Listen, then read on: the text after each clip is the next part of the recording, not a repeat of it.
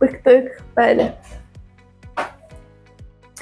İmtahanlar bitəndən sonra ilk eləyəcəyim iş bunu yandırmaqdır. Coğrafiyaya sevgim bitməzdir. Amma deyəcəklərim çoxdur. Sağ olsun Mahir müəllim. O qədər test verir ki, bəli, buranı dərs qoyaq kənara. Bizdən hədəf götürürlər, oğlanlardan hədəf götürmürlər. Bəli, bizi etüdə test salırlar, oğlanları salmırlar. Voleybola qoymurlar. Əsas şeylər bunlardır, bəli. Dərsi qoymuşuq qırağa. Qızlarla oğlanlar eyni bərabərlikdə olmalıdır. Necə? Qızlarla oğlanlar eyni bərabərlikdə olmalıdır. Bəli. Bizim haqlarımızı deyəndə bizi salırlar içəriyə. Buradan dövlət qurumlarına səslənirəm. Xahiş edirəm, bu qədər çətin eləməyin. Əzizliyim, əziz bilmirəm kim oturub orada.